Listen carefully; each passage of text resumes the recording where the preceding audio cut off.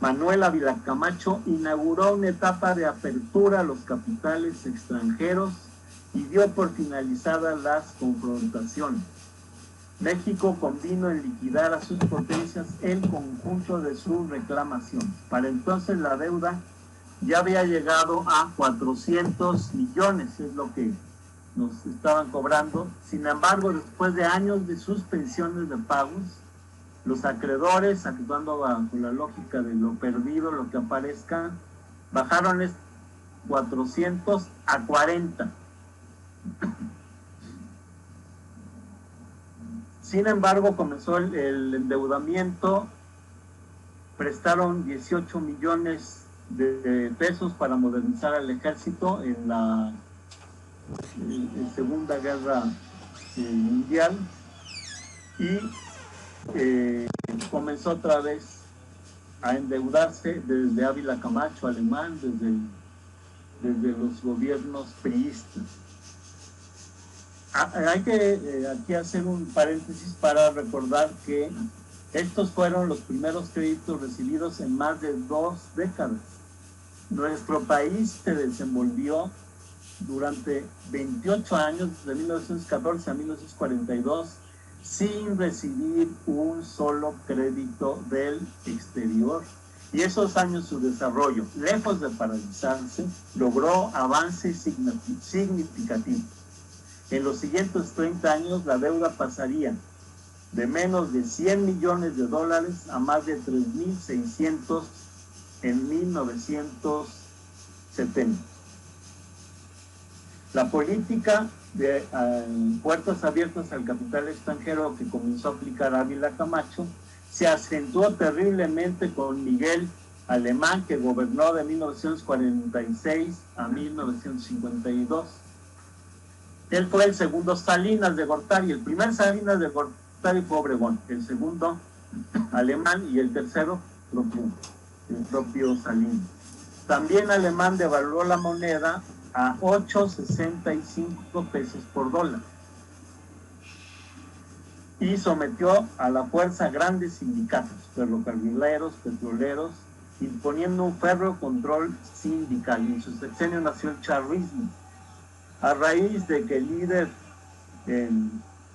Jesús Díaz de León, líder ferrocarrilero apodado el Charro, tomó el control del sindicato. Le decían el Charro porque los domingos iba vestido de charro y a caballo a la Alameda Central a ligar turistas.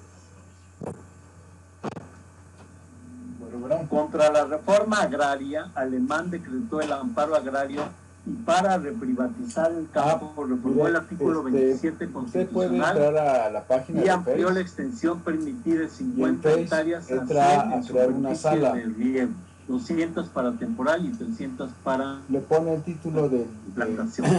Su política fiscal favoreció al capital sobre el trabajo y el gobierno permitió la entrada masiva hay que entrar también a la página a razón de 60 millones de dólares de anuales Zoom, por cualquiera de las dos para vías, hacer un para total que tenga la pantalla de la conferencia para 1900, de esa forma usted va a compartir el evento en Facebook. Incluso Alemán se firmó con compañías extranjeras 5 contratos en Pemex para la exploración, perforación y rehabilitación de pozos en el Golfo de México. O sea, también Alemán fue el primer peño. Utilizó los recursos provenientes de la exportación de nuestras riquezas y productos naturales que en la coyuntura de la Segunda Guerra Mundial se habían obtenido porque subieron el precio del plomo, el zinc, el algodón, para crear infraestructura al servicio de los monopolios capitalistas que así desarrollaron a su favor la industria. En ese momento la principal forma de exportar capital era la inversión directa, la inversión extranjera. Sin embargo, Alemán también empezó a endeudar aceleradamente al país y mientras que cuando llegó la deuda era de 277 millones, al final de su sexenio llegó a 346. En el mandato de Miguel Alemán se impulsó la política de buscar créditos externos a una costa de subordinar la política económica del gobierno mexicano a los dictados de la banca internacional. Como dijimos, al terminar su sexenio ya eran 346 millones de dólares. Durante los años 50, que los precios mundiales de las exportaciones empezaron a bajar, sin que se disminuyeran las importaciones, surgieron problemas en la balanza de pagos y el peso se devaluó en 1954 a 2.50. El gobierno de Adolfo Ruiz Cortines, en lugar de cobrarle impuestos a los empresarios privados y a los monopolios extranjeros, lo que hizo fue continuar el endeudamiento, y al dejar el poder ya estaba la deuda en 648 millones de dólares. También López Mateos continuó con este financiamiento extranjero para compensar la retracción de la inversión privada mexicana. Cabe mencionar que además López Mateos actuó como un agente de los intereses de Estados Unidos, al grado que hoy se sabe que fue agente de la CIA y su clave era Litenso, como también lo fue Gustavo Díaz Ordaz, su clave era Litempo 2 y Luis Echeverría Litempo 8. De modo que López Mateos siguió este endeudamiento y lo dejó en 1725. Aunque claro, tomaba algunas medidas, él lo que quería era contrarrestar la influencia de Cuba y de Fidel Castro, por lo que tomó algunas medidas como la nacionalización de la industria eléctrica. Durante el sexenio de Díaz Ordaz se incrementó enormemente el endeudamiento.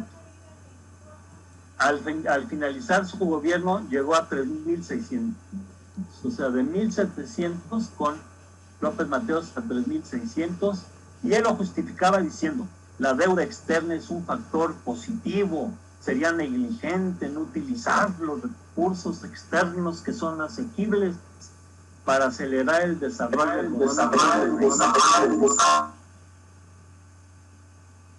pues ello nos conduciría a un ritmo de progreso más lento, injusto para la mayoría de nuestra población. Como vemos, la deuda externa es un problema muy añejo en nuestro país, pero las proporciones que adquiere a partir de la década de los 70 constituye un fenómeno totalmente nuevo. La deuda se convirtió a nivel internacional en la forma más importante de exportación de capital por parte de las grandes potencias.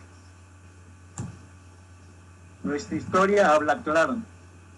Recordemos una vez más, los gobiernos y dirigentes democráticos y progresistas de México, como fue el caso de Cárdenas, han optado siempre por defender nuestros recursos y dar prioridad a los problemas nacionales que al pago de la deuda. Lázaro Cárdenas siguió el ejemplo de Benito Juárez, y Porfirio Díaz siguió el ejemplo de Santana, y ese mismo ejemplo fue el que siguió el PRI de López Mateos, de Díaz Ordaz, de Echeverría, de López Portillo, etc.